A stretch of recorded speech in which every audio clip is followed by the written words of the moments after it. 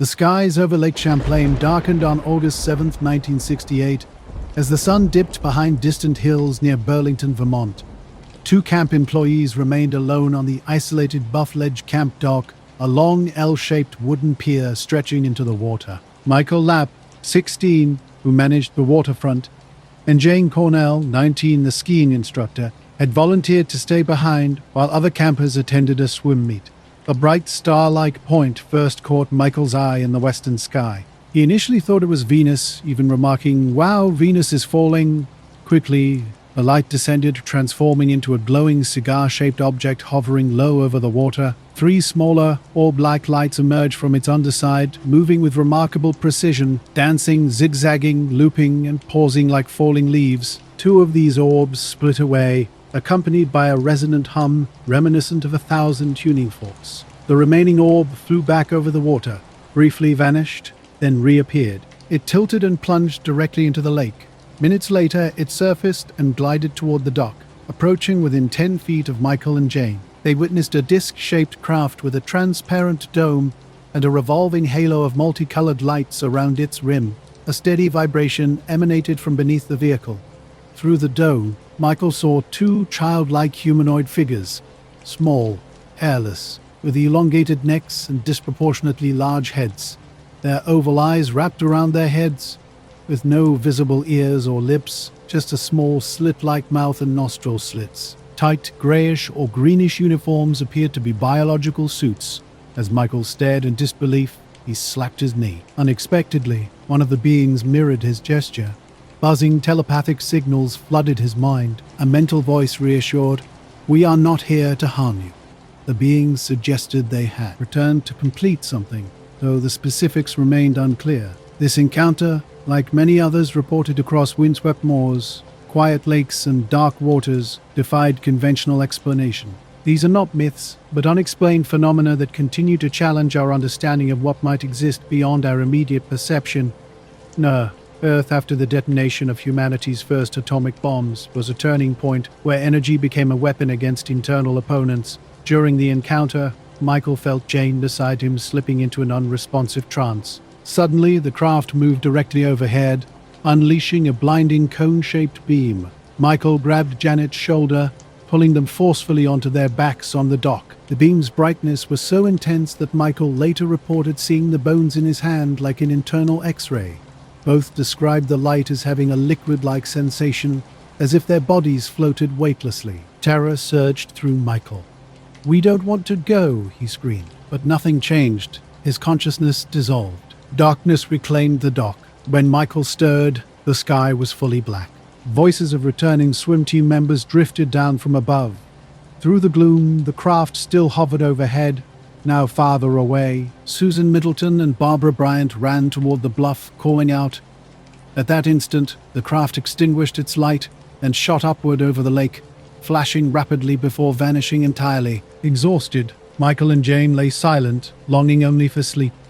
They said nothing about what had happened. Later, in private, they briefly noted their fatigue, but no details were shared.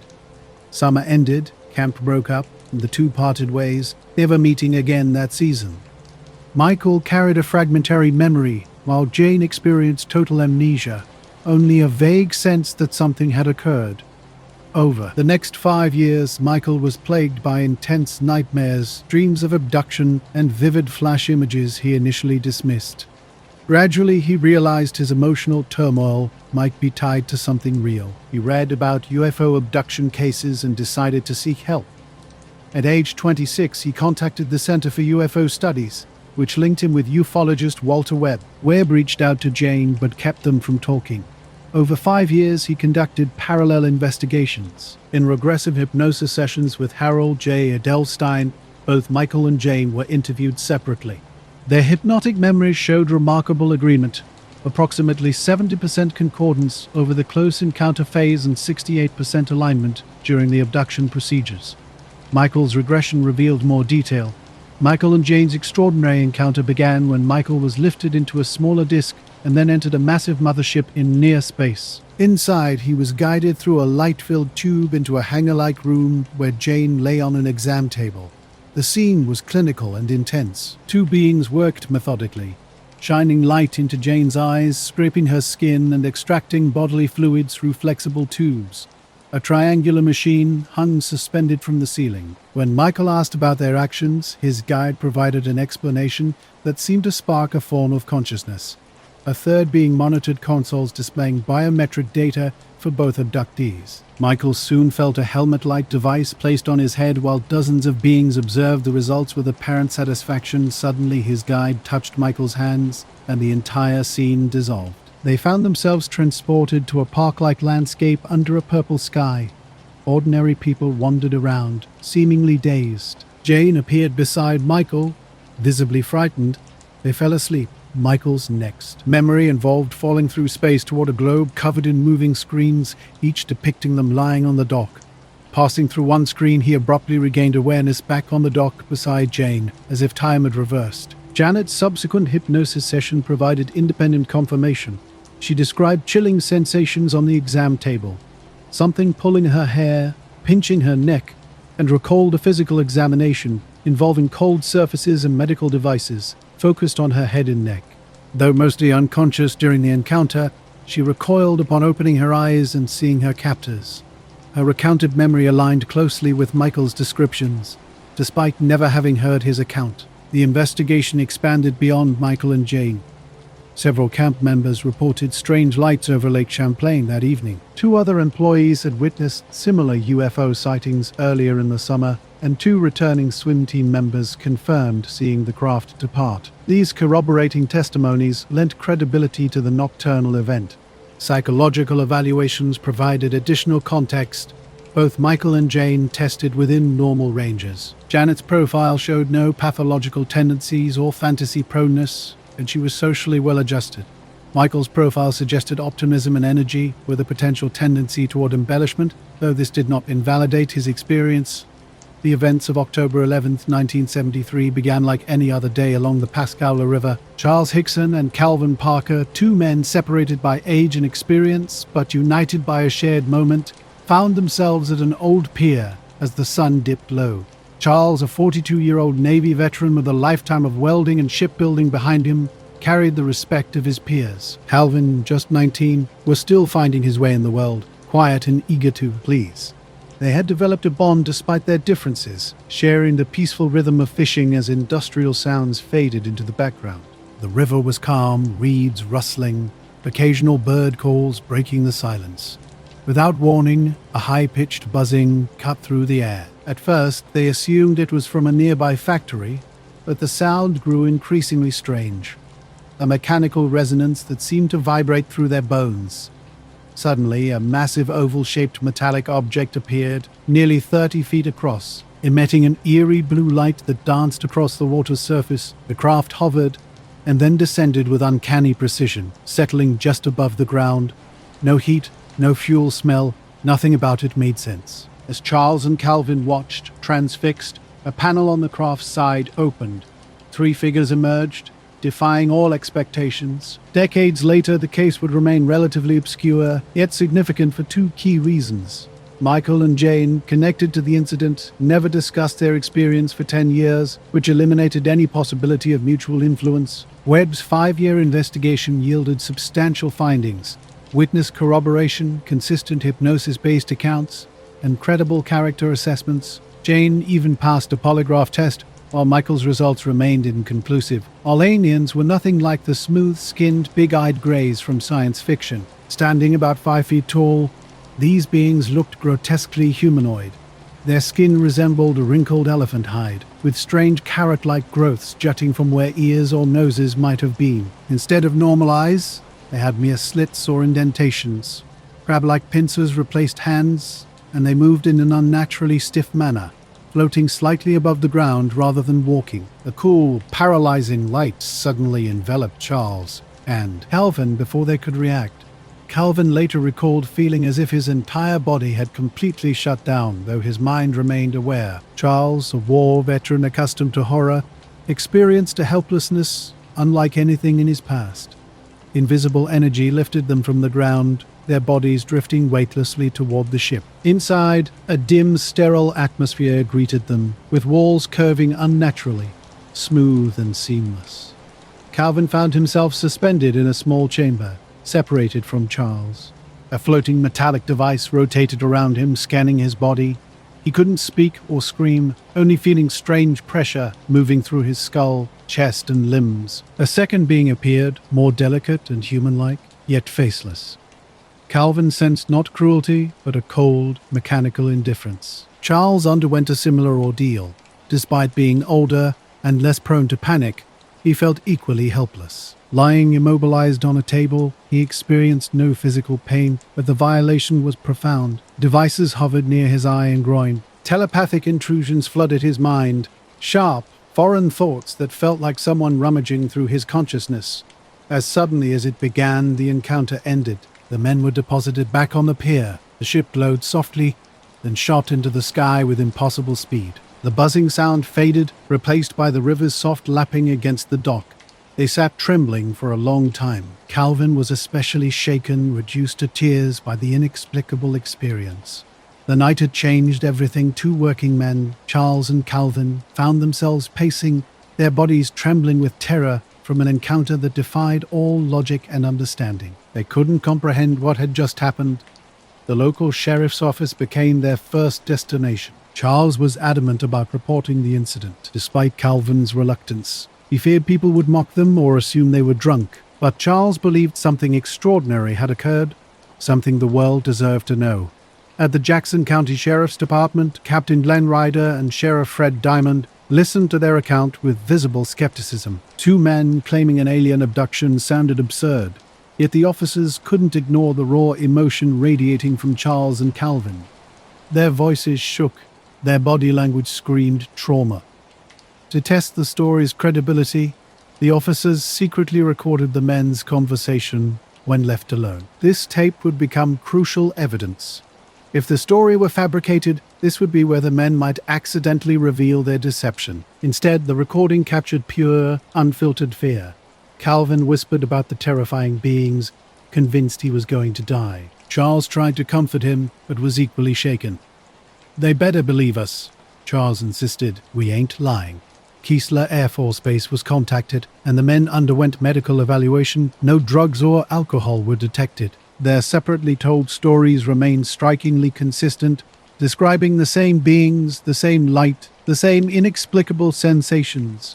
Skeptics dismissed the account as a hoax or hallucination, but Dr. J. Allen Hynek, a respected astronomer with government UFO consulting experience, took interest. Though typically skeptical of such reports, he found their emotional reactions and description of the entities compelling. The beings they described didn't resemble any known alien archetypes of the time. The story spread rapidly. Newspapers, radio, and television stations picked up the account. Reporters descended on Pascagoula. Charles felt compelled to speak publicly, not for fame, but because he believed the truth was important. Calvin, however, remained reluctant to share his experience. For decades, Charles Hickson and Calvin Parker carried the weight of a night in 1973 that would forever alter their lives. The spotlight was never something they sought, and the aftermath left deep emotional scars. Charles retreated, overwhelmed by public attention and haunted by recurring nightmares. Despite dwindling public interest, he remained consistent in sharing his story and eventually wrote a book about the experience. Calvin chose a different path, staying silent for nearly 45 years. His trauma ran deep, the memory never fading. Then, in 2018, he broke his silence. With Charles already gone, Calvin felt ready to tell his full account. His book, Pascagoula, The Closest Encounter, revealed details he'd never before shared. He spoke of multiple humanoid beings aboard the craft, and a strange communication that persisted for years. Dreams, sleep paralysis, and unexplained visions haunted him. Calvin's return sparked renewed interest. UFO researchers re-examined evidence. Locals who had witnessed strange lights that night, but were previously too afraid now, came forward. Military documents surfaced, noting unusual radar activity along the Gulf Coast. The incident gained credibility in an era when governments were slowly acknowledging unexplained aerial phenomena. To believers, it became one of the most credible abduction stories. To skeptics, it remained an unsolved mystery, never conclusively debunked. For Charles and Calvin, there was no debate.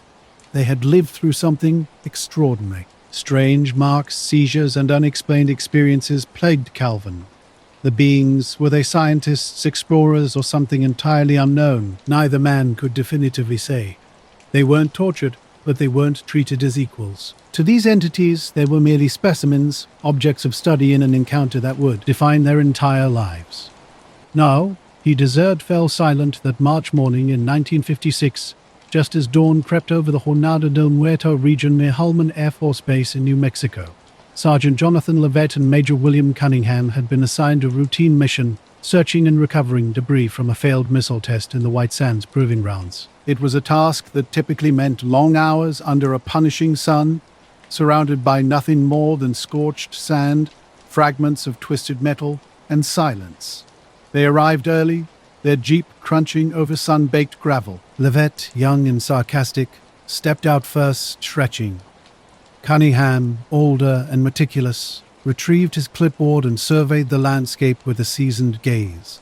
They had done this many times before, but this day would not end with debris collection. This day would enter military lore in whispered tones and confidential memos buried in file cabinets. The sun had only just cleared the mountains when Cunningham heard it, an unnatural whirring, faint at first, but distinct. He looked up, shielding his eyes. Overhead, a flash of silver darted across the sky, smooth, fast, and completely silent. Leavitt didn't notice. He was already out in the dunes, scanning the area with a handheld metal detector. Then came the scream. It was not the kind of scream that comes from injury or panic. It was primal, raw. Cunningham dropped the clipboard and bolted toward the sound, rounding a dune just in time to witness something no training could have prepared him for. As decades passed, the pier where it all happened slowly deteriorated, overgrown with weeds, forgotten by time. Yet the story lingered, passed along in whispered conversations, late-night radio shows, and UFO documentaries. It remained one of the few abduction cases where both witnesses passed polygraph tests, gave consistent accounts, and showed real lasting trauma. In the end, the Pascagoula abduction wasn't just about lights in the sky or strange creatures. It was about two ordinary men thrust into an extraordinary situation. Men who didn't ask to be believed, only to be heard. Men whose lives were split into before and after that warm October night by the river. And in that liminal space between memory and mystery, between fear and belief, the truth of what happened still waits, hovering just out of reach, like the craft that disappeared into the Mississippi sky all those years ago, waiting to be collected, studied, and returned.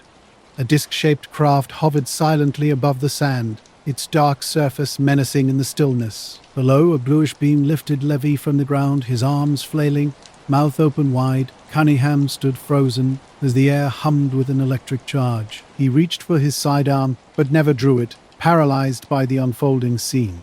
In mere seconds, Levy vanished, sucked into the ship as the beam disappeared. The disc paused momentarily before shooting into the sky at an impossible speed, leaving a trail of heated, displaced air. Silence descended. Shaking, Cunningham surveyed the scene. Sweat ran down his back despite the cool morning. Levy's footprints remained in the sand, surrounded by scattered gear. A detector, hat, a single boot. The man was gone. When he radioed base, Cunningham struggled to describe the incident. He knew how crazy it would sound, hallucination, heat stroke, but he didn't care. Levy needed to be found. Within an hour, a full search team was deployed. For 2 days, military helicopters and ground units combed the desert. They discovered nothing. No craft markings, no scorched ground, no radiation. Just empty desert. On the third morning, they found the body, roughly 10 miles from where Levy disappeared. His remains lay at the bottom of a shallow ravine. The recovery was anything but standard. His body had been meticulously mutilated, tongue removed cleanly, eyes gone, genitals excised. Not a single drop of blood remained at the scene. Stranger still, no signs of decay or animal interference were evident, as if the body had been deliberately preserved and then deliberately placed. The retrieval team fell silent. An official high-security incident report was filed. The Air Force intelligence autopsy was immediately classified. Witnesses signed non-disclosure agreements. Cunningham was reassigned and placed under psychiatric review. But the truth refused to stay buried. In subsequent years, whispers of the Levy Cunningham incident circulated through underground UFO research networks and intelligence circles. A document allegedly from a classified Air Force intelligence memo surfaced in the 1980s, describing the incident with chilling precision. The Air Force was already collecting data internally in 1956, well before any official UFO program acknowledged the possibility of hostile or biological encounters. Operation Blue Book was still young, with most encounters dismissed through rational explanations. But what happened in the New Mexico desert couldn't be written off as weather balloons or swamp gas. It was something else, something far beyond Cold War paranoia. Major Cunningham never spoke publicly about what he saw. He retired from the Air Force in the early 1970s and disappeared from the public record. Friends said he was never the same after that morning, haunted and withdrawn. Some claimed he kept a private journal, though it has never surfaced. The autopsy report, according to leaked documents, included precise language that sent chills down even the most skeptical readers. The report stated, "Subject's body shows evidence of systemic exsanguination through unknown means. Precision. Incisions inconsistent with known surgical techniques. Complete absence of defensive wounds or trauma consistent with known weapons." A final note read, "Nature of mutilation suggests intent beyond interrogation or standard biological study. Motivation unknown. An absence of bleeding and issue analysis revealed unknown enzymes in the muscular tissue." The story connected to similar cattle mutilation cases reported in the Southwest during the same era. Some believed the story was a fabrication, Cold War disinformation designed to test loyalty and leaks within the intelligence community. But others, especially those familiar with Project Grudge and the early roots of what would become MJ-12, believed it was all too real. If true, it meant the perpetrators were intelligent, purposeful, possibly indifferent to human life or ethics. The story only deepened as other military personnel came forward in later years. Some claimed to have been shown photographs of the body during classified briefings. Others spoke of strange radar returns over Hollowan in the days following the event. Even civilians living near the base described unusual lights in the sky, electrical interference, and bizarre animal disappearances during that same week in 1956. A retired intelligence officer interviewed anonymously in the 1990s claimed that the Levette Cunningham case was considered a benchmark inside certain black projects. A case that proved not just that extraterrestrial entities were observing Earth, but they were actively engaging in something far more complex. Not the Levette Cunningham incident has long been shrouded in mystery, with skeptics and believers offering competing narratives about what truly happened. While some argue the case bears hallmarks of an urban myth, complete with untraceable documents and official silence, others point to compelling patterns, similar mutilation cases, consistent abduction accounts, and a shared psychological profile among witnesses marked by profound trauma and lifelong silence. The geography of the event adds another layer of intrigue. The Jornada del Muerto, literally Journey of the Dead Man, has historically been a region steeped in death and secrecy. Nearby White Sands harbors numerous experimental programs, both domestic and foreign, potentially attracting attention from unknown observers. Recent declassifications of Air Force records and growing governmental acknowledgement of unexplained aerial phenomena have reframed the incident. What once seemed like a fringe tale now appears as a potential data point in a broader archive of non-human encounters. No official monument marks Levette's disappearance. The desert has reclaimed the terrain, wind-erasing footprints, yet somewhere, likely in a classified archive, his case remains, a chilling reminder of the universe's potential complexity and danger. The fundamental questions persist. Was this an experiment gone wrong? A biological sample taken without consent? A message? Or mere observation by a species beyond human comprehension? For Sergeant Jonathan Levette, the answer arrived not through words, but through silence, bloodless precision, and the vast unknowable darkness of a vanishing ship.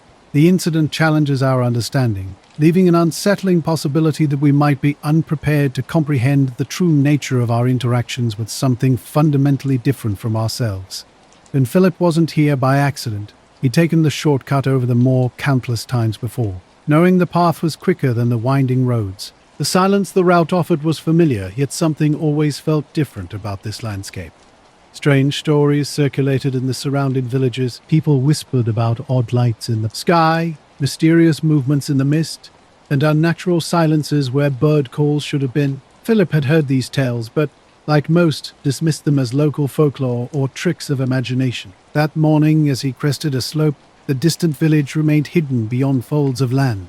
The wind hissed through the tall grass, and suddenly something caught his eye. About 50 yards ahead, a small figure stood partially obscured by brush, something that didn't belong in the earth-toned landscape.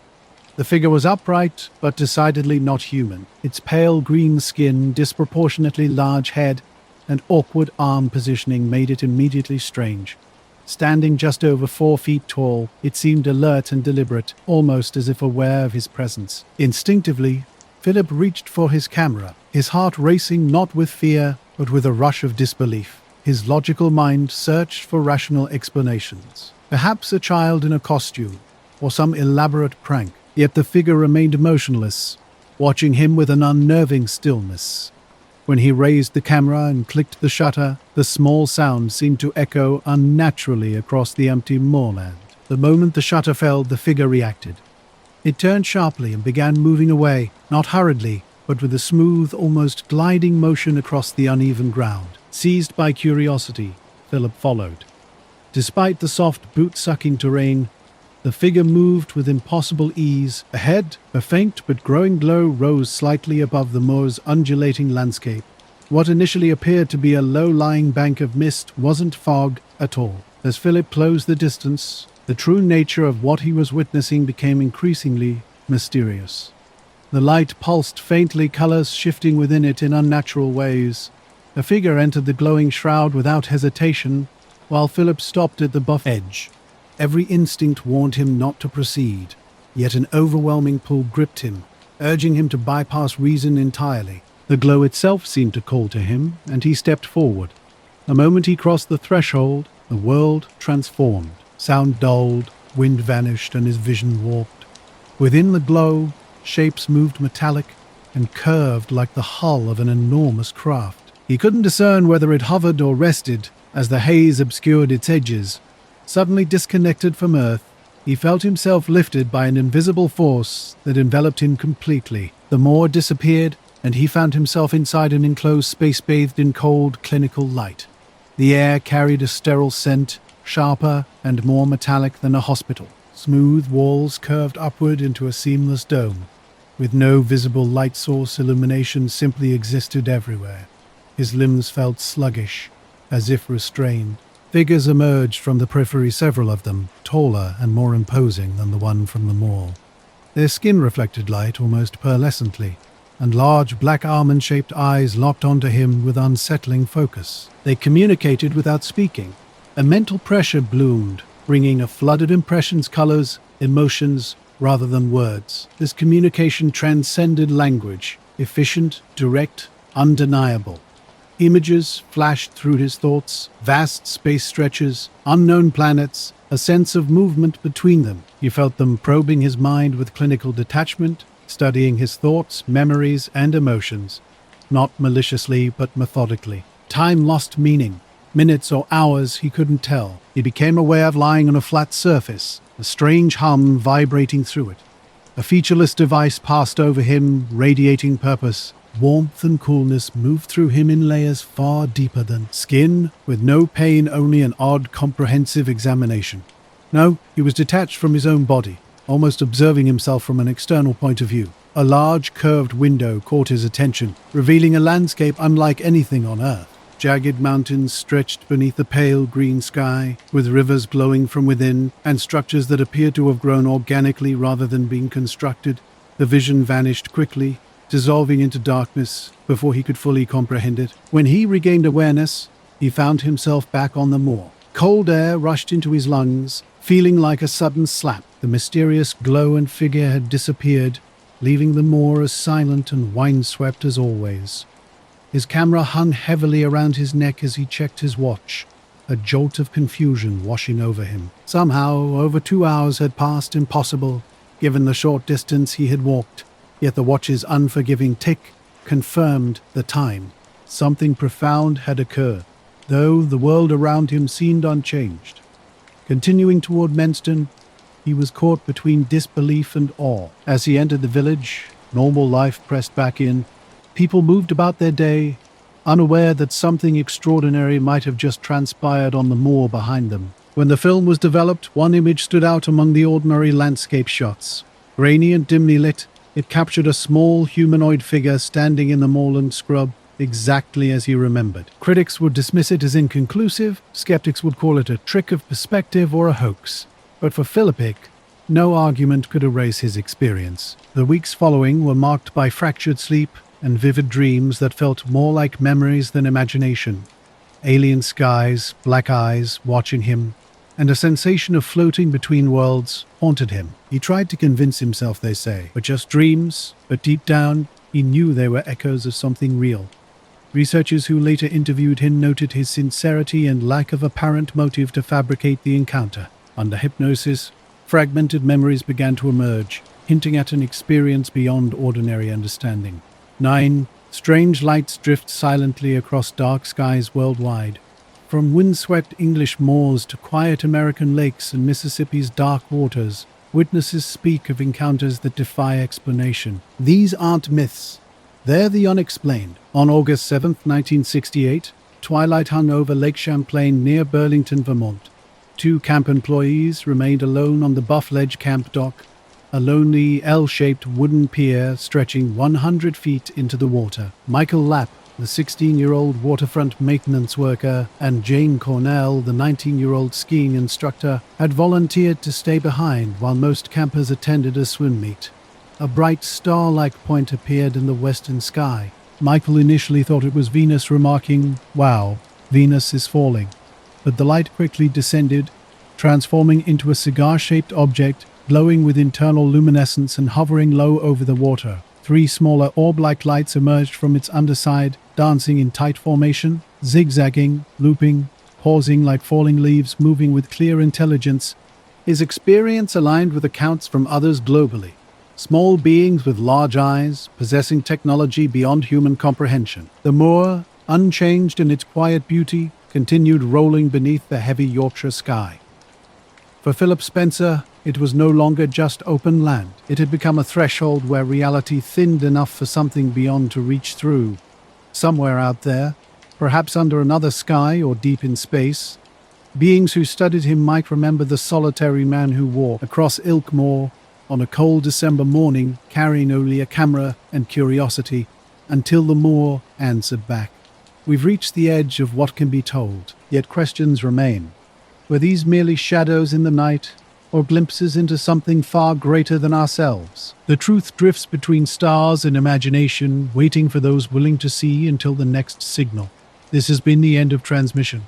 2 orbs split sharply from a central group, generating a resonant hum similar to 1,000 tuning forks. 1 orb flew over the water, briefly vanished, then reappeared, tilted, and plunged into the lake. Minutes later, it surfaced and glided toward the dock, stopping within 10 feet of Michael and Jane. A strange craft with a transparent dome and revolving multicolored lights surrounded its rim became visible. Beneath the vehicle, a steady vibration pulsed. Through the dome, Michael spotted 2 small humanoid figures with unique characteristics. Hairless bodies, elongated necks, disproportionately large heads, and big oval eyes wrapping around their heads. Their faces featured tiny nostril slits and a small, slit-like mouth, with no visible ears or lips. Tight grayish-green uniforms appeared to be biological suits. As Michael stared in disbelief, he instinctively slapped his knee. Unexpectedly, one being mirrored his exact gesture. Suddenly, telepathic signals buzzed through his mind. A mental voice reassured, "We are not here to harm you." The beings explained they had returned to Earth, following humanity's first atomic bomb detonation, seeking a specific energy type used against internal opponents in their own civilization. Throughout the encounter, Jane drifted into an unresponsive trance. Without warning, the craft moved directly overhead and unleashed a blinding cone-shaped beam. Michael grabbed Jane and pulled them forcefully onto the dock's surface. The beam's intensity was so extreme that Michael later described seeing his hand's bones like an internal X-ray. Both perceived the light as having a liquid-like weightless sensation. Terror surged through Michael. He screamed, "We don't want to go," but nothing changed. His consciousness dissolved into darkness. When Michael awakened, the sky was completely black. Swim team voices drifted from above. The craft still hovered overhead, but now more distant. Two campers, Susan Middleton and Barbara Bryant, approached the bluff and called out. At that moment, the craft extinguished its light and shot upward over the lake, flashing rapidly before vanishing entirely. Exhausted and overwhelmed, Michael and Jane lay silent, desperately longing for sleep. The aftermath of their encounter was initially marked by silence. Neither Michael nor Jane spoke about what transpired. Summer faded, camp disbanded, and they went their separate ways, never to meet again that season. Michael's memory remained fragmented, while Jane experienced total amnesia, only sensing something significant had occurred. Over the following 5 years, Michael wrestled with intense nightmares and vivid flash images of abduction, which he initially dismissed. Gradually, he began to suspect these emotional disturbances might stem from a real event. His research into UFO abduction cases led him to seek help. At 26, he contacted the Center for UFO Studies, connecting with ufologist Walter Webb. Webb investigated discreetly, maintaining distance between Michael and Jane while conducting parallel investigations. Separate regressive hypnosis sessions with Harold J. Adelstein, Ph.D., revealed startling parallels. Their recovered memories showed remarkable alignment, approximately 70% concordance during the close encounter and 68% during abduction procedures. Michael's regression provided more intricate details. After losing consciousness, he was lifted by a beam into a smaller disk, then transported to a larger mothership, a guide being escorted him through a light tube into a hangar-like room. There, he witnessed Jane on an examination table. Two beings shone light into her eyes, scraped her skin, and extracted bodily fluids through flexible tubes using a suspended triangular machine. When Michael questioned the being's actions, his guide responded, triggering a deeper consciousness. A third being monitored consoles displaying biometric data for both abductees. Michael later experienced a helmet-like device placed on his head, with dozens of beings observing the results with apparent satisfaction. Suddenly, his guide touched Michael's hands, and the scene dissolved. He found himself in a park-like landscape under a purple sky, surrounded by dazed, wandering people. Jane appeared beside him, frightened. They fell asleep. His next memory involved falling through space toward a globe covered in moving screens, each displaying their bodies on a dock. Passing through one screen, he abruptly regained awareness beside Jane as if time had reversed. Jane's independent hypnosis session corroborated Michael's account, providing further validation of their extraordinary experience. Michael and Jane's UFO encounter remained a relatively obscure case over decades, yet it stood out for remarkable reasons. For 10 years, neither discussed their experience, which effectively eliminated any potential mutual influence on their accounts. A rigorous 5-year investigation by Webb uncovered substantial evidence. Multiple camp members reported witnessing strange lights over Lake Champlain that same evening. 2 employees had seen similar UFO sightings earlier in the summer, and 2 swim team members confirmed observing the craft's departure. During her medical examination, Jane experienced chilling sensations, something pulling her hair, pinching her neck. She recalled cold surfaces and medical devices on her head and neck. Though mostly unconscious during the encounter, she recoiled upon opening her eyes and seeing her captors.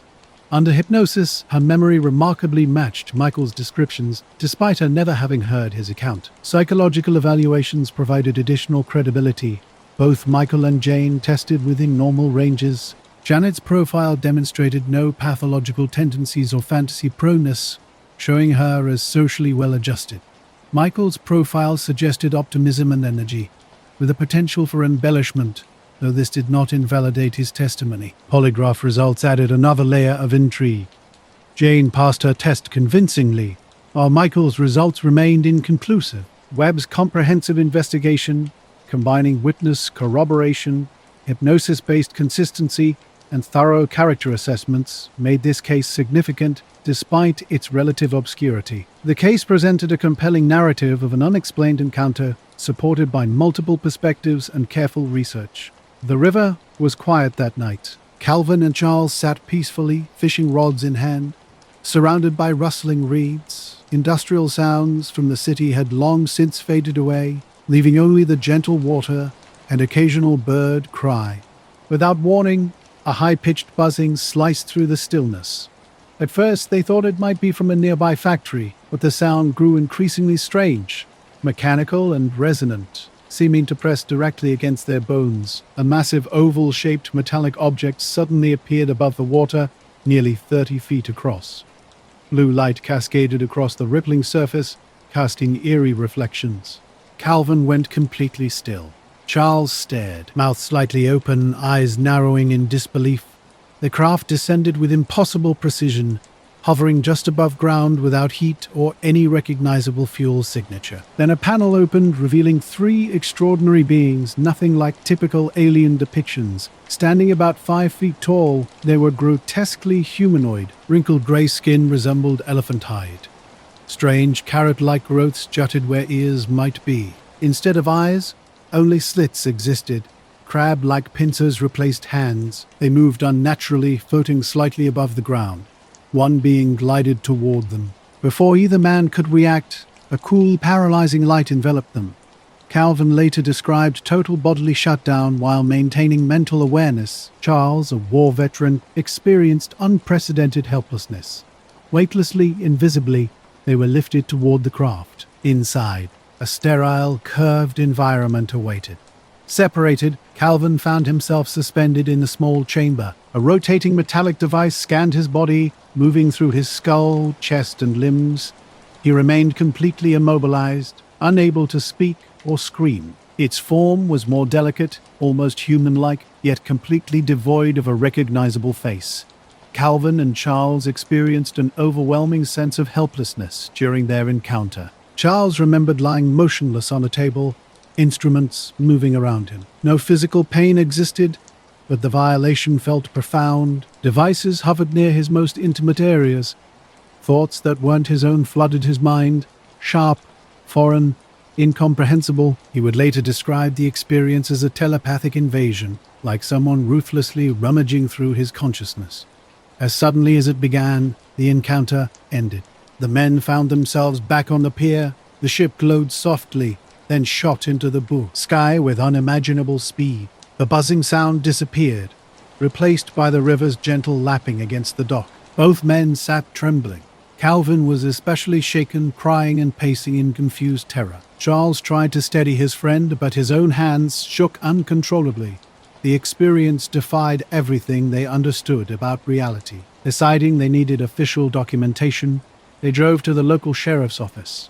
Calvin feared ridicule, worried people would think they were drunk. Charles, however, believed the world deserved to know about this extraordinary event. At the Jackson County Sheriff's Department, they met Captain Glenn Ryder and Sheriff Fred Diamond. The officers were naturally skeptical about two working men claiming an alien abduction, yet the men's fear was undeniable. Their trembling voices and body language screamed genuine trauma. Mining screamed genuine trauma. To test their story's authenticity, the officers secretly recorded the men's conversation in a separate room. If the account was fabricated, this would be where inconsistencies would emerge. Instead, the tape revealed raw, unfiltered terror. Calvin whispered about the beings, convinced he was going to die. Charles attempted to calm him, but remained visibly shaken. "Jesus Christ, sir, they better believe us. We ain't lying," Charles insisted. Eventually, the sheriff's department contacted Keesler Air Force Base, setting the wheels of investigation in motion. Men were taken for medical evaluation. No signs of drugs or alcohol were detected. Their stories, told separately, remained consistent, describing the same beings, light, and sensations. Despite widespread skepticism, some took the account seriously. Many dismissed it as a hoax or hallucination. But Dr. J.O. Allen Hynek, a respected astronomer and former government UFO consultant, became intrigued. He traveled to Pascagoula to interview the past Geller, to interview the men.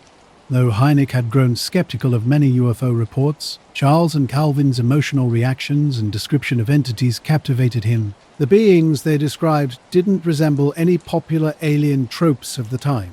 The story spread rapidly. Newspapers, radio, and television stations covered it extensively. Reporters descended on Pascagoula. Charles chose to speak publicly, feeling it important to share his experience, Calvin, overwhelmed, retreated from the spotlight, haunted by anxiety and recurring nightmares. Years passed. Charles consistently told his story, even as public interest waned. He eventually wrote a book about the experience. Calvin remained silent, living quietly with his trauma. Nearly 45 years later, in 2018, Calvin broke his silence. With Charles gone, he felt ready to share. His book, Pascagoula, The Closest Encounter, revealed new details. He described more beings, humanoid figures, and a lingering communication. He believed they visited him in dreams and moments of sleep paralysis. Calvin's return reignited interest. UFO researchers re-examined the evidence. New witnesses emerged. Locals who had seen strange skylights that night but previously feared speaking out. Military archives revealed unusual radar activity along the Gulf Coast. What was once considered a UFO footnote gained new credibility. In an era of increasing government transparency about unexplained phenomena, the Pascagoula incident took on renewed significance. Not around the world, people were increasingly acknowledging the existence of unexplained aerial phenomena, giving Charles and Calvin's story a renewed sense of significance. For some, it stood as one of the most credible abduction accounts on record, told by two men who never sought fame, whose fear seemed genuine, and whose lives were forever altered. Skeptics might view it as an unsolved mystery, potentially a hallucination or a hoax. Yet, it remained a story that had never been convincingly debunked. For Charles Hickson and Calvin Parker, there was no debate about the truth. They had lived through an experience that defied explanation. The encounter had fundamentally shattered their understanding of the world. Calvin would later speak of strange marks appearing on his body, unexplained seizures, and vivid visions. Were these beings scientists, explorers, or something entirely beyond comprehension? Neither man could definitively say. To the entities, Hickson and Parker weren't equals. They were specimens to be collected, studied, and returned.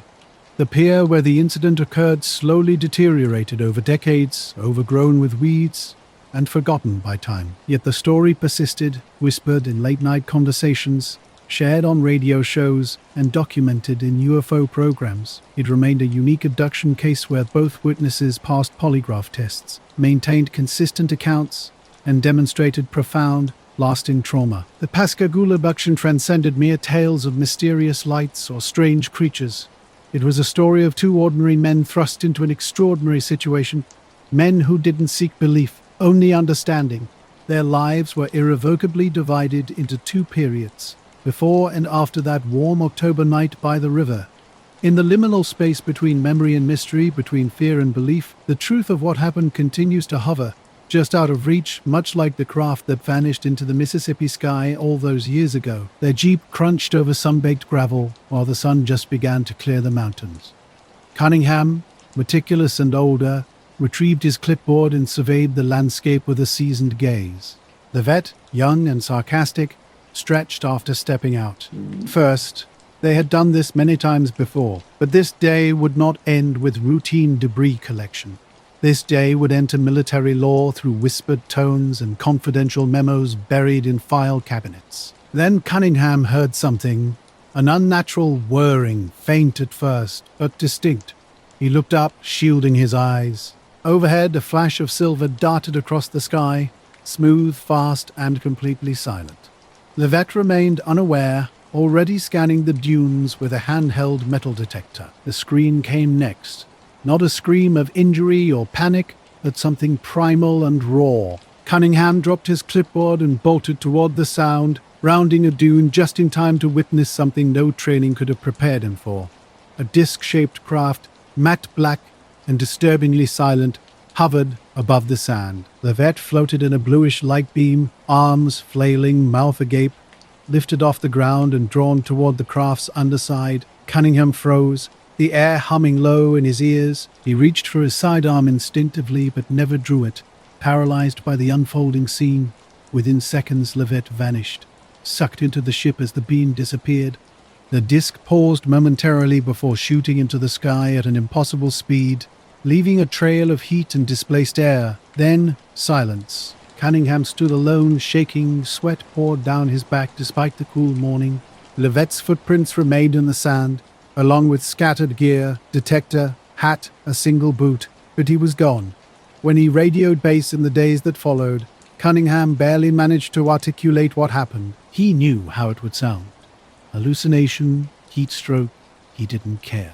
They needed to find Levitt. A full search team deployed within the hour. Military helicopters and ground units scoured the area for 2 full days, finding no signs of the craft, no scorched marks, no residual radiation, just desert. Then, on the 3rd morning, they found the body. Roughly 10 miles from the abduction site, Levitt's remains lay at the bottom of a shallow ravine. It was not a typical recovery. His body was mutilated, surgically so. In the New Mexico desert, something happened that defied explanation. A body was discovered under deeply disturbing circumstances. Its removal from the base revealed horrific details. No eyes, no genitalia, completely drained of blood. Not a single drop remained at the scene. There were no signs of animal activity or natural decay, as if the body had been deliberately preserved and then placed with calculated precision. Witnesses fell silent. The official report classified the incident as high security, with an immediate classified autopsy supervised by Air Force intelligence. Everyone involved signed non-disclosure agreements. Major Cunningham, shaken to his core, was reassigned and placed under psychiatric review. But secrets have a way of emerging. Underground UFO research circles and intelligence communities began circulating whispers about the incident. In the 1980s, a document allegedly from a classified Air Force intelligence memo surfaced, describing the event in chilling detail. It spoke of surgical precision, complete blood drainage, and tissue analysis revealing unknown enzymes.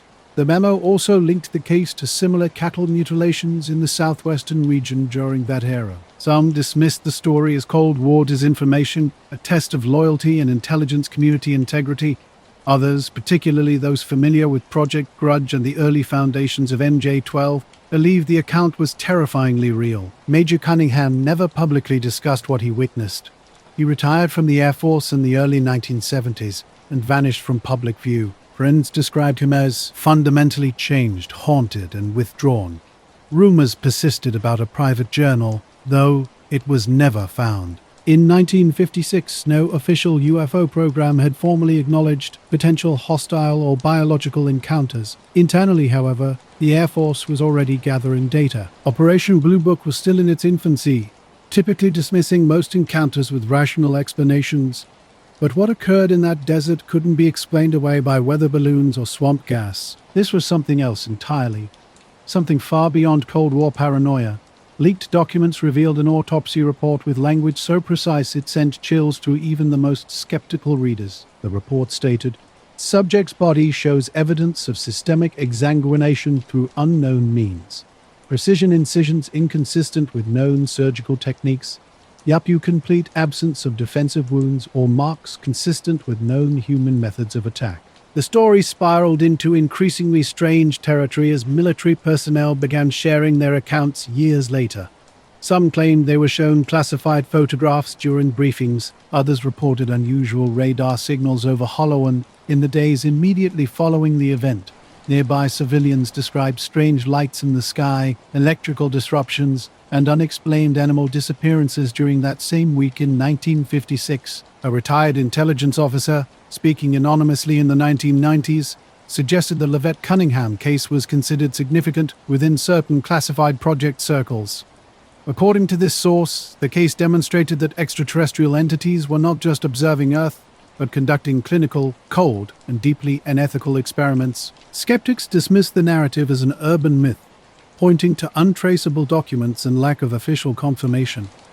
Believers, however, highlight consistent patterns, similar mutilation cases, matching abduction accounts, and a uniform psychological profile among witnesses, characterized by profound trauma, PTSD, and lifelong silence.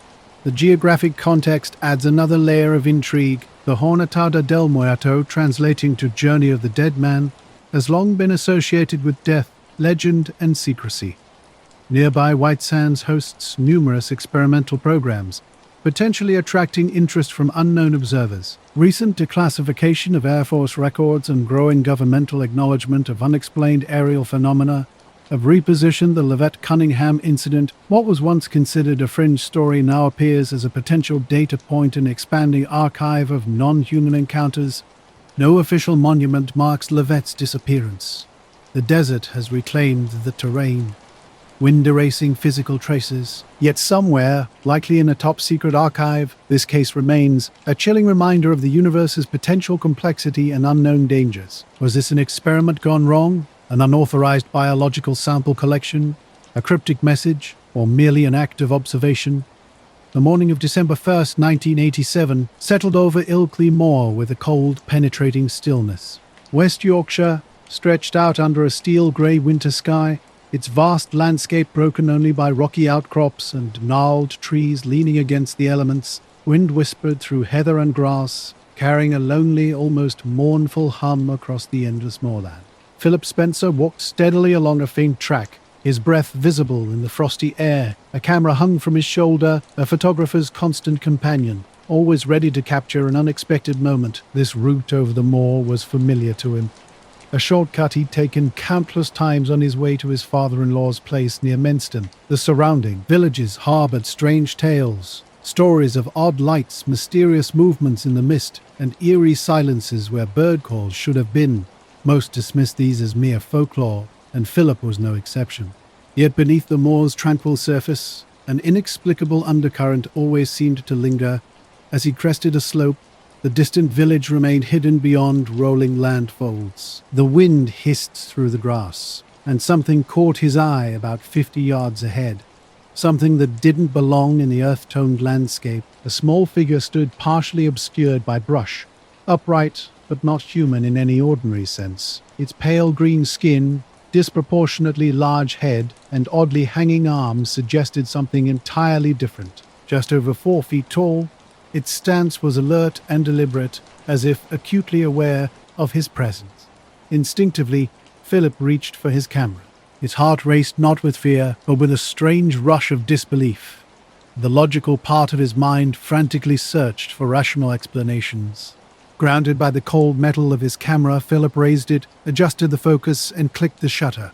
The small sound seemed to echo unnaturally in the surrounding emptiness. The moment the shutter fell, the figure reacted. It turned sharply and began moving away, not hurriedly, but with a smooth, strange gait, as though gliding over uneven ground. Seized by curiosity and an almost primal need to know, Philip followed. The ground was soft in places, sucking at his boots, yet the figure moved with impossible ease. Ahead, rising slightly above the moor's undulating terrain, a faint glow loomed, growing stronger. At first it appeared to be a low-lying bank of mist. As Philip drew closer, he realized it wasn't behaving like fog at all. The light pulsed, faintly, with colors shifting within it in ways no natural phenomenon should. Without hesitation, the figure entered the glowing shroud. Philip stopped at the edge. His breath came faster, senses sharpened, every instinct warned him not to step forward. Yet simultaneously, an overwhelming pull gripped him, urging him to bypass reason entirely. The glow itself seemed to call to him. He stepped forward. The moment his foot crossed the threshold, the world shifted. Sound dulled, wind disappeared, and his vision warped. Within the glow, shapes moved, metallic and curved like the hull of some enormous craft.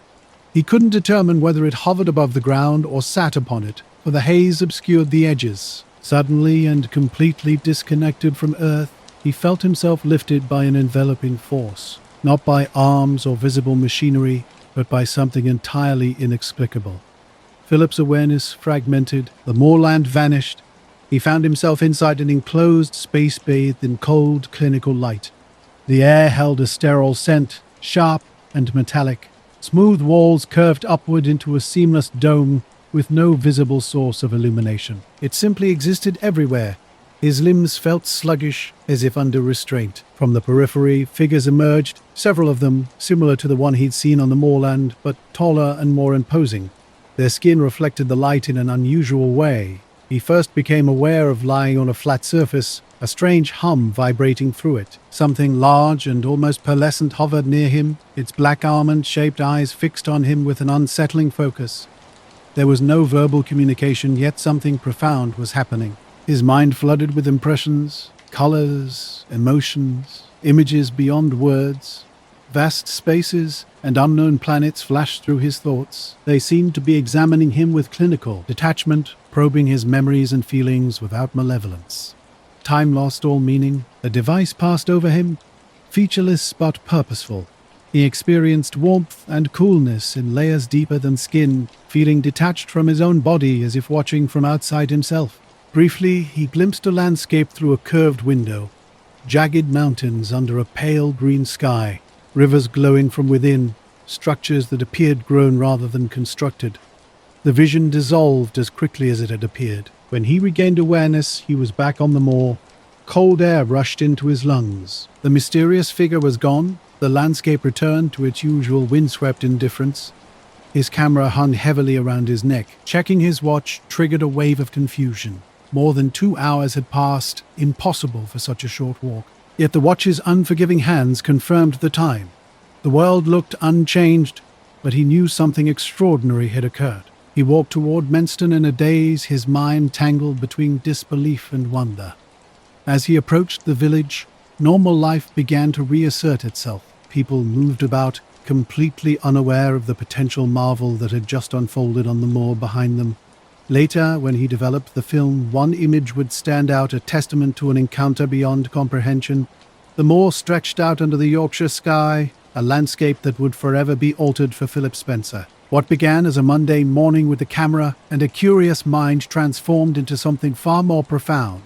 The grainy, dim photograph captured a small humanoid figure standing in the moorland scrub, exactly as he remembered. Critics and skeptics would dismiss the encounter as a trick of perspective or an outright hoax.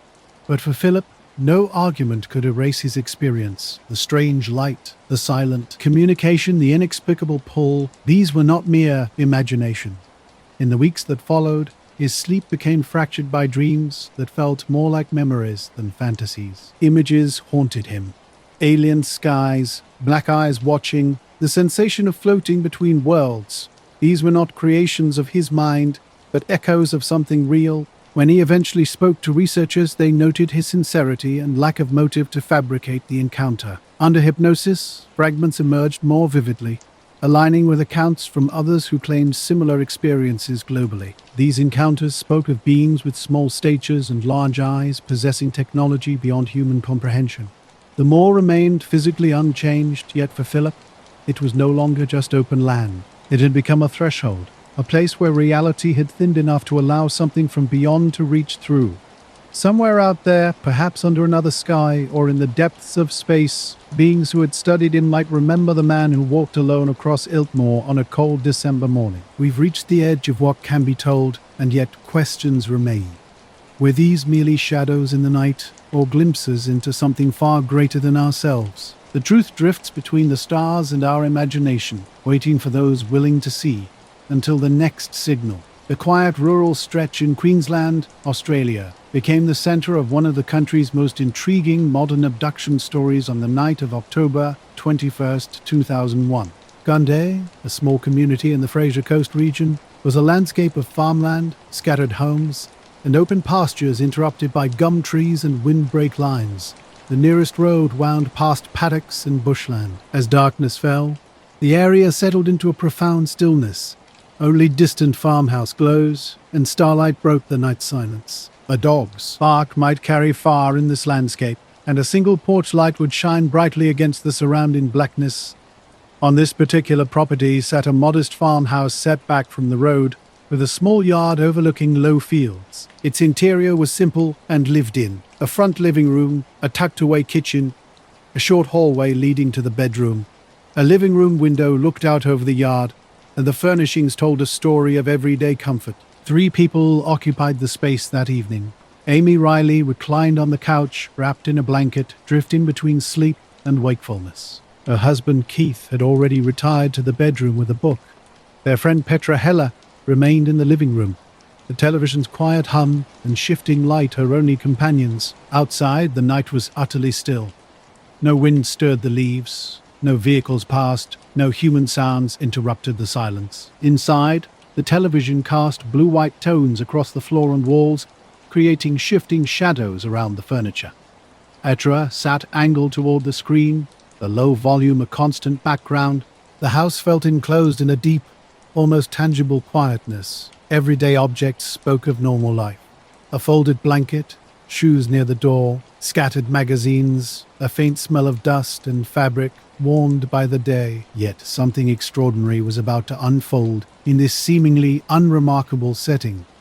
Now her eyes wandered between the picture and the window where the curtain hung partially open.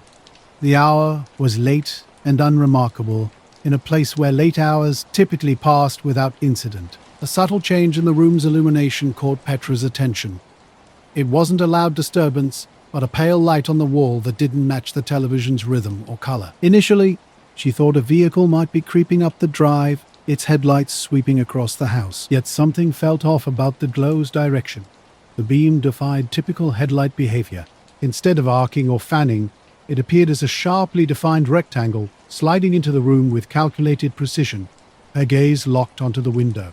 Through the glass and parted curtain, the light's source remained indistinct, but its shape was unmistakably intentional.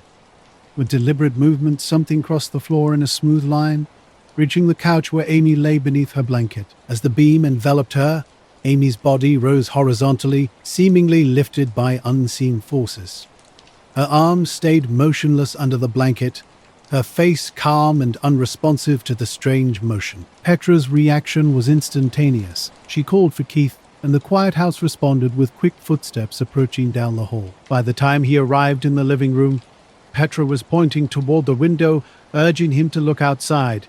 Together, they witnessed the beam extending through the window and into the yard. Just past the house's side, a large disc-shaped object hovered silently.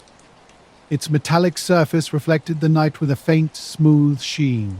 A bluish-white glow connected to the window, and within this luminous pathway, Amy's figure moved steadily outward. The motion was unnervingly smooth.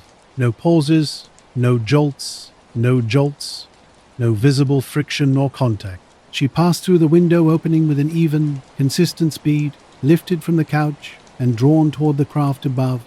Seconds stretched into an eerie sequence as the beam seemed to narrow, pulling her closer to the object's underside. Then, abruptly, both the beam and Amy's form vanished from sight. Keith and Petra stood frozen after witnessing something extraordinary.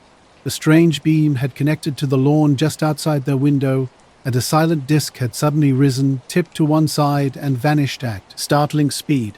The entire event lasted less than a minute. Their initial response was methodical. Flashlights in hand, they searched the immediate area around the house. They walked to the yard's edge, checked the driveway and the road in front, calling Amy's name repeatedly. The night remained silent, offering only distant background noises. Returning to the house, they called the local police to report a missing person under unusual circumstances. When officers arrived, they asked standard questions about who was present, when Amy was last seen, and whether there had been any preceding arguments or reasons for her potential departure. Petra and Keith described the beam, the levitation, and the silent disc's rapid departure. The officers noted their visible stress and the precise details of their account. Their statements were carefully recorded during the early hours that followed. Meanwhile, far to the north in Mai, a coastal city nearly 790 kilometers away, an unexpected development occurred. A service station staff called the police after a woman matching Amy Ryland's description approached them, appearing disoriented and barefoot, wearing the same clothes she had been seen in at the farmhouse. When local officers spoke with her, Amy provided her name and explained her confusion. Her last clear memory was lying on the couch in the Gandaya living room. The next thing she remembered was waking in an unfamiliar, uniformly lit room with no visible light sources, surrounded by surfaces and walls she did not recognize. She was on a smooth, flat surface that felt like a platform or table. The environment was quiet and cool. Human-like figures surrounded her, taller than average with elongated facial features and large eyes. Their clothing fit closely without visible seams or fastenings. Communication happened differently, not through speech, but through a sense of understanding. She was told to remain calm and that no harm would come to her. She felt weak, as if just waking from a deep sleep, and remembered being examined gently without pain. Eventually, she lost consciousness again. When she awoke, she was lying on grass near a road at night, Above her hung the same misshapen object she had seen earlier, its underside faintly luminous. Silently it moved upward and disappeared. She walked toward the nearest visible light, which turned out to be a service station that would contact the police. Back in Gandhia, officers began verifying her identity and coordinating between stations. The distance involved made the report extraordinary. By normal travel, the trip from the farmhouse to Mai would require many driving hours along the Bruce Highway. Walking that distance within the given time frame was impossible. No highway reports linked her to any vehicle or rest area, and no record showed she had arranged transportation. As the immediate crisis resolved and Amy remained safe, though confused, attention shifted to documenting the incident. Over the following days, Amy, Heath, and Petra were interviewed separately by police and civilian researchers studying unusual aerial phenomena. Investigators examining the farmhouse noted specific physical details. They observed slight scorching on the windowsill and a faint wall discoloration that didn't match standard wear. Outside, beneath the beam's apparent path, a grass patch showed flattening and color variations. Not with the incident drawing attention beyond local jurisdictions, the Gandhia Mackay case soon appeared in regional and national media. Civilian research groups like UFO Research Queensland began documenting the case, adding interview notes and physical observations to their archives. Medical evaluation of Amy and May provided a straightforward assessment of her condition. She showed mild dehydration and fatigue consistent with walking to the service station and experiencing the night stress. Doctors found no injuries suggesting assault, restraint, or fall. They noted faint reddening on certain skin areas without an immediately clear cause. Blood tests were mostly normal, with only a minor electrolyte imbalance that was corrected. No signs of intoxication or illness were detected. Samples of soil and vegetation were collected from the surrounding area, though whether these were subsequently tested and what results they might have produced was not made public. The focus of both police and research groups was to record witness accounts and observable physical evidence. Their reports highlighted the consistency of statements and the absence of verifiable ordinary explanations. Photographers showing slight scorching and flattened grass could document the scene's appearance after the event, but could not definitively determine its cause. Over time, the case settled into Australian discussions of unusual encounters. It became noteworthy because witness descriptions remained stable across interviews and investigators had documented physical site observations. The people involved did not generate new, shifting claims after initial press attention faded, instead maintaining their original statements. For the farmhouse, life gradually returned to normal. Occupants changed. The room where television once glowed became ordered. Windows reflected interior scenes at night and outside grasses by day. The yard grew, was cut, and the discolored grass patch blended indistinguishably with surrounding vegetation. The house resumed its routine, where a normal evening was simply a normal evening. Nighttime shadows often carry hidden stories, and for Clayton and Donnelly, a Houston couple, those stories would become an extraordinary account of alien encounters that defied rational explanation. Their experiences began long before they met, with fragmented memories that haunted their childhoods. Clayton remembered waking in the 1960s, paralyzed in the darkness, surrounded by tall, lean beings with large dark eyes that seemed to look through him without emotion. These weren't simple nightmares. They carried a texture that felt too real, leaving him with a persistent dread of unseen watchers. Donna's childhood was similarly marked by unexplained phenomena. Low, mechanical humming would fill her room, causing walls to vibrate. Bright lights would spill across her curtains even when the street outside remained empty. She would feel herself floating weightlessly, drawn toward an irresistible light, later waking with vivid memories of enormous, cold, unblinking eyes. For years, both suppressed these memories, trying to categorize them as childhood fears or night terrors. Yet the sensation of being observed never completely disappeared. When they eventually married, neither anticipated that the other carried such profound, strange experiences. Years into their relationship, the memories began resurfacing with shocking clarity. Donna would wake screaming, seeing sharp outlined figures in their bedroom. What had once seemed like isolated incidents now appeared to be part of a persistent pattern of encounters that followed them regardless of where they lived. Their story became more than just personal. It evolved into one of the most unsettling modern accounts of alien abduction in the United States. Clayton and Donna never sought attention or validation. Instead, they found themselves unwilling participants in experiences that challenged everything they understood about reality. Poor Clayton would lie awake at night, his body sore and his memory in fragments. Through the pale moonlight filtering into the room, his mind swirled with images of sterile rooms and non-human faces. Something felt deeply wrong. When he and his wife Donna began sharing their stories, they discovered an uncanny similarity in their experiences. Both described the same beings, the same paralyzing sensations, the same invasive examinations. Their lives seemed woven together by an invisible thread long before they even met.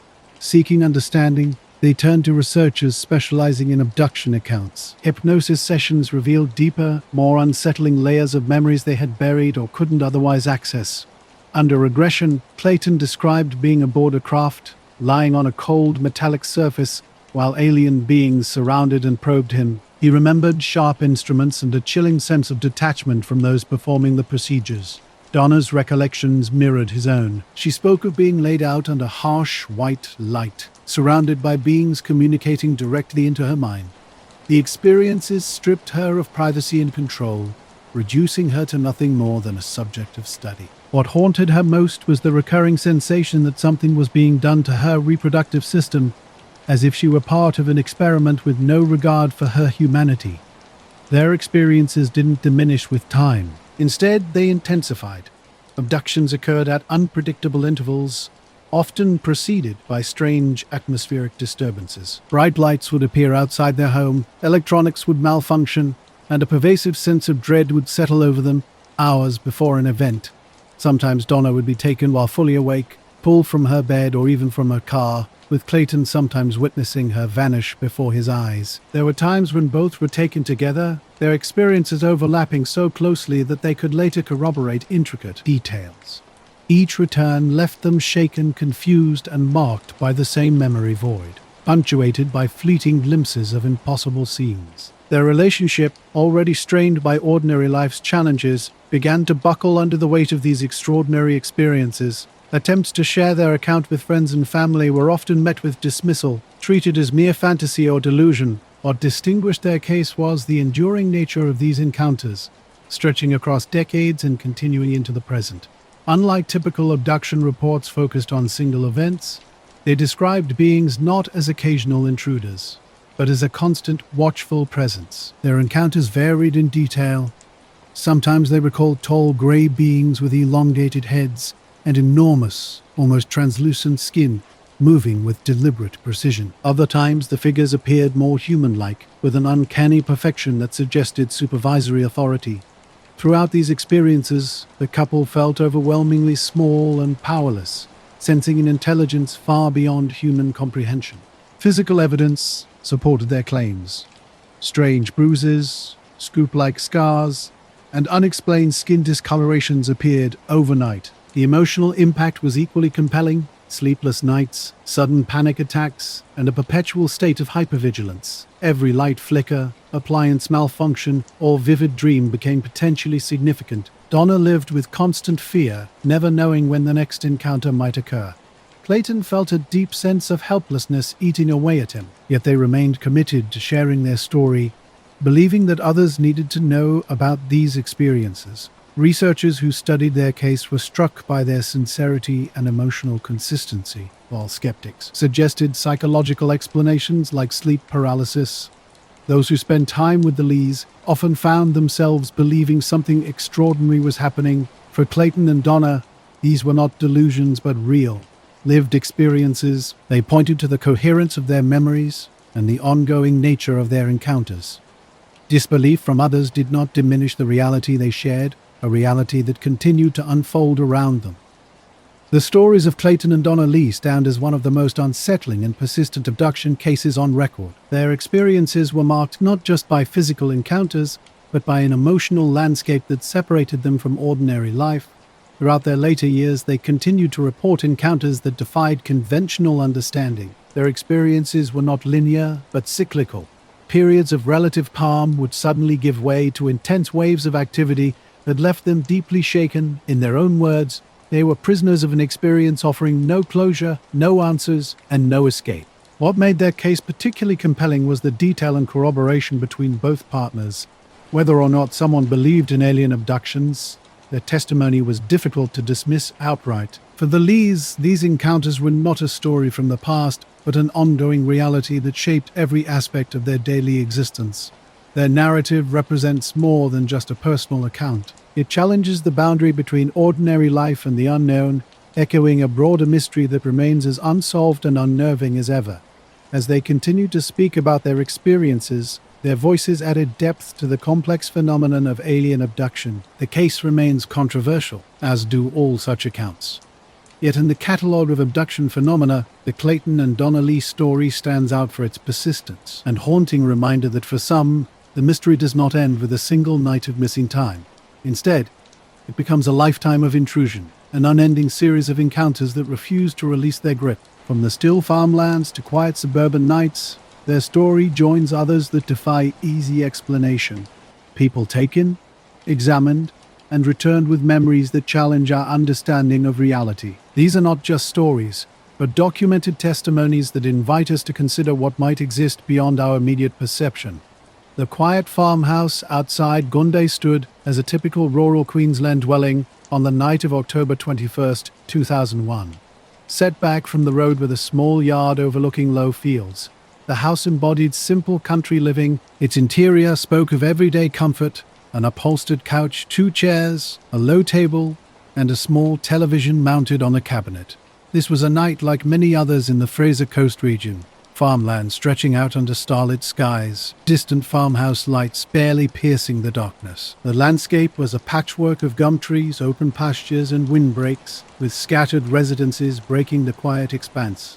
Inside, 3 people occupied the space. Amy Rye lay on the couch, wrapped in a blanket, drifting between sleep and wakefulness. Her husband, Keith, had already retired to the bedroom, presumably reading before turning out the light. Their friend Petra Heller remained in the living room, the television's soft glow and quiet hum her only companion. Outside, an unnatural stillness hung in the air. No wind stirred the leaves, no passing cars interrupted the silence, and no human sounds broke the night's calm. The living room felt enclosed in this profound quietness, illuminated primarily by the television's blue-white light spilling across the floor and walls. Petra sat angled toward the screen, shadows pulling around the furniture. Occasionally the on-screen glow would shift with the changing program, but the volume remained consistently low. Folded blankets, shoes near the door, and scattered magazines added to the scene's sense of ordinary domesticity. It was a moment frozen in time. 3 people, 1 house, and an unexplained mystery waiting to unfold in this remote corner of Australia. Night. Her eyes drifted between the picture and the window, where the curtain was partially drawn back. The hour was late, typical of a night when nothing extraordinary ever seemed to happen. But something was different this time. A pale illumination on the wall caught Petra's attention.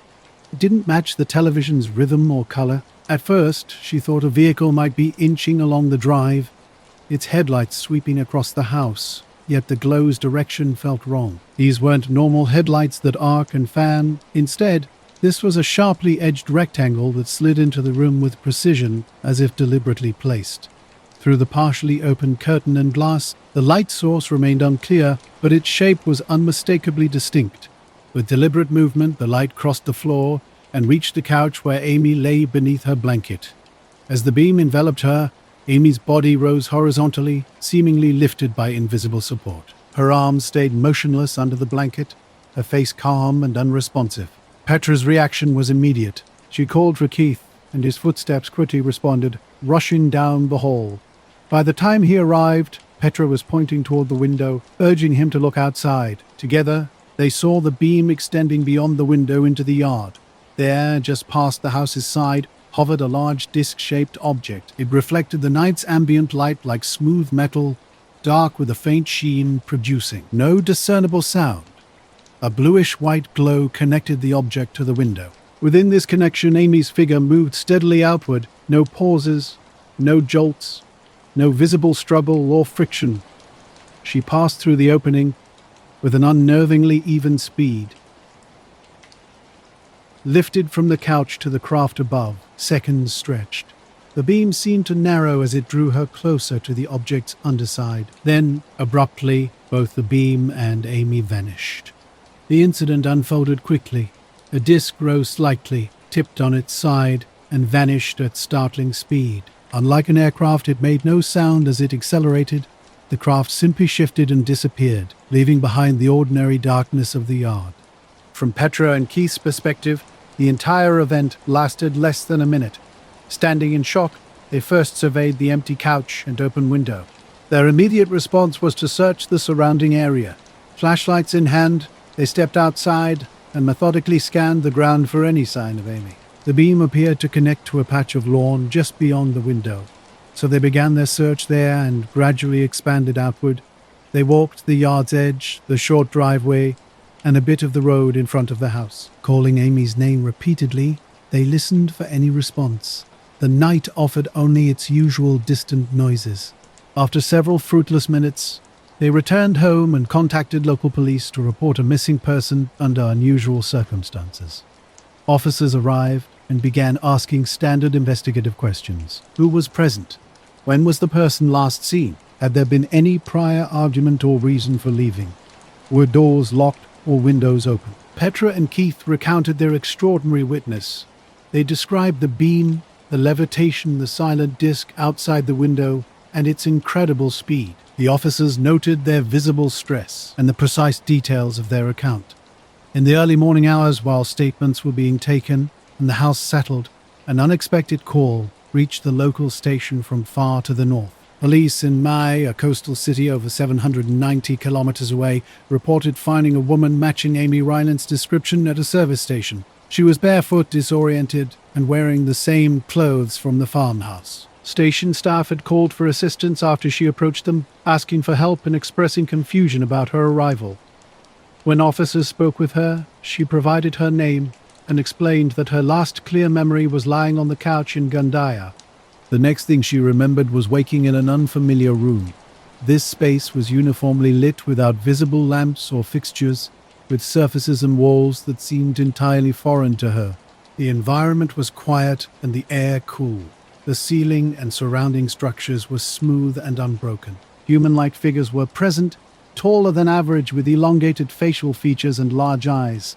Their clothing fit closely to the body without visible seams or fastenings. Communication happened differently, not through normal speech. She understood she should remain calm and would not be harmed.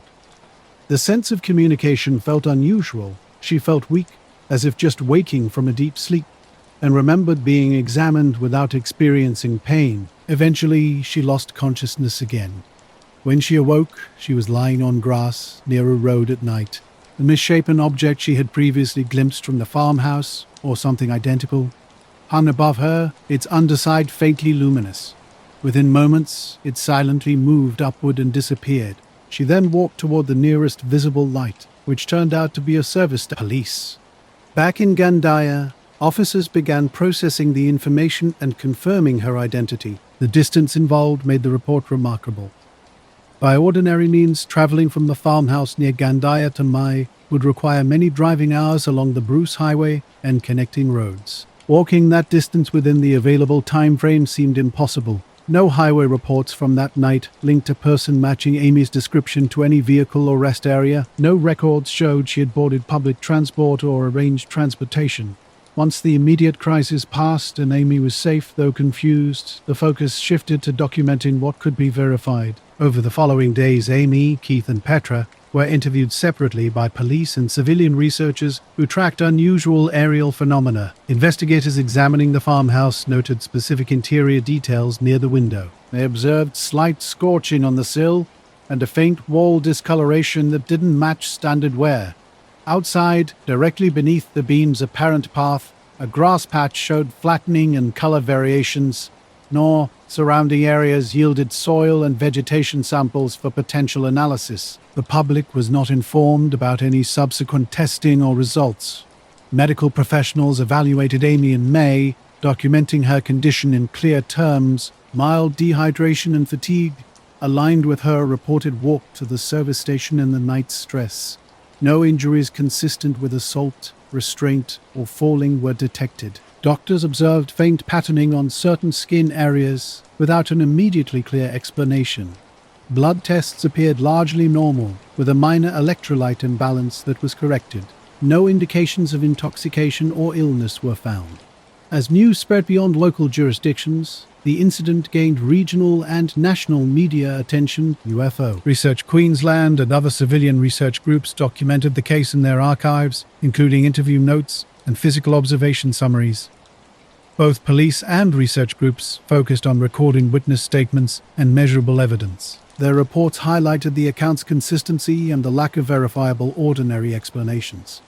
They also acknowledged the evidence's limitations. Photographs revealing slight scorching and flattened grass could depict the aftermath, but couldn't definitively determine the cause. Over time, the Gundaya Mackay case became part of Australian discussions about unusual encounters. Its significance stems from two key factors: the witnesses' stable descriptions across multiple interviews, and the investigators' documented site observations. The case remained notable because those involved maintained their original statements even after media attention waned. The farmhouse gradually returned to normalcy. Occupants changed, and the room where television once glowed became ordinary again. The window resumed reflecting interior spaces at night and outside grasses during the day. The yard continued its cycle of growth and cutting, with the discolored grass patch eventually blending indistinguishably with surrounding areas. The house reverted to a place where an evening is simply an evening. Neighborhoods at dusk cast long shadows, where one couple's story has become a defining narrative of alien abduction in the United States. Clayton and Donna Lee from Houston never sought fame or wanted to draw attention to extraordinary claims. Yet their lives became an unexpected journey into experiences that challenged everything they understood about reality. Their encounters seemed to follow them relentlessly, transcending geographical boundaries. What initially appeared as fragmented memories and inexplicable fears gradually transformed into a deeply unsettling account of persistent invasive abductions. Even before they met, both had encountered strange phenomena. As a child in the 1960s, Clayton would wake paralyzed in the middle of the night, unable to cry out. His room would be filled with a strange presence. Luminous beings standing tall and lean, with large dark eyes that seemed to look through him without emotion. These weren't mere nightmares, but memories that carried a disturbing texture he could never fully dismiss. Donna's childhood experiences mirrored this otherworldly pattern. She remembered lying in bed hearing a low, mechanical humming that made her walls vibrate. Bright lights would spill across her curtains, despite an empty street outside. In those moments, she would feel herself floating weightlessly, drawn toward an irresistible light.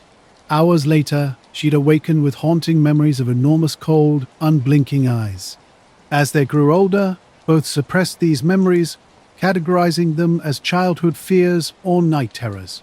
But the sensation of being watched, of being taken, never completely disappeared. When Clayton and Donna eventually met and married, neither anticipated that the other carried similar extraordinary experiences. Only years into their relationship did these memories begin to resurface with shocking clarity. Donna would wake screaming, seeing a sharp outlined figure standing in their bedroom's corner, a silent witness to their shared, inexplicable journey. Clayton would lie awake at night, staring at the ceiling, haunted by a sense of displacement. Something felt wrong. His body ached with an unexplained soreness, and fragmented memories drifted through his mind. Sterile rooms, non-human faces, a profound sense of being somewhere else. When Clayton and Donna began sharing their experiences, they discovered an unsettling pattern. Their recollections overlapped in remarkable ways. They described identical beings, identical sensations of paralysis, identical intrusive examinations. It was as if their lives had been secretly intertwined long before they met. Seeking understanding, they turned to researchers specializing in abduction accounts. Hypnosis sessions revealed deeper, more disturbing memories. Clayton remembered lying on a cold metallic surface, surrounded by beings performing clinical procedures with sharp instruments. He felt a chilling detachment during these encounters. Donna's experiences mirrored his own. Under harsh white light, she encountered beings who communicated directly into her mind. She felt stripped of privacy and autonomy, reduced to a mere research subject. Her most profound fear centered on her reproductive system. as if she were part of a callous experiment with little regard for her humanity. Their experiences did not diminish with time. Instead, they intensified. Abductions occurred at unpredictable intervals, often preceded by strange atmospheric disturbances. Bright lights would appear outside their home, electronics would malfunction, and a pervasive sense of dread would settle over them hours before an event. Sometimes Donna would be taken while fully awake, pulled from her bed, or even from her car, occasionally vanishing before Clayton's eyes. There were instances when they were taken together, their experiences so closely aligned that they could later corroborate intricate details. Each return left them shaken and confused, their memories punctuated by impossible scenes. Their relationship, already strained by life's ordinary challenges, now bore the additional weight of these extraordinary encounters. Attempts to share their experiences with friends and family were typically met with dismissal, labeled as fantasy or delusion. Their experiences were real, as tangible as any other moment in their lives. Their evidence wasn't just emotional but physical: strange bruises, scoop-like scars, and unexplained reddened skin that appeared overnight. Sleepless nights and sudden panic attacks punctuated their reality. What distinguished their story was the ongoing nature of these encounters. Unlike typical abduction reports focused on isolated incidents, Clayton and Donna's experiences spanned decades, continuing into the present. The beings weren't occasional visitors, but a constant presence, watching, waiting, intervening at will. Their descriptions of these beings varied. Sometimes they appeared as tall, grey figures with elongated heads and enormous, almost translucent skin, moving with deliberate precision. Other times, they seemed more human-like, with an uncanny perfection that suggested supervisory authority. The couple consistently described feeling small and powerless, as if confronted with an intelligence far beyond human comprehension. Donna lived with constant fear, never knowing when the next encounter might occur. Clayton felt a deep sense of helplessness that gradually eroded his spirit. Together they existed in a state of hypervigilance, alert to every unexplained light, every sudden appliance malfunction, every dream that felt too vivid to be coincidental. Despite their exhaustion, they continued speaking publicly about their experiences. They were driven by a belief that others needed to know, not just about their own encounters, but about the silent experiences of countless others. Researchers who studied their case were struck by their sincerity, the consistency of their accounts, and the profound emotion underlying their testimony. While skeptics propose psychological explanations like sleep paralysis or shared delusions, those who spent time with the Lees often left, convinced that their story transcended simple fabrication. Their experiences remained, for them, absolutely real. Clayton and Donna Lee's account stands as one of the most unsettling and persistent cases of alien abduction on record.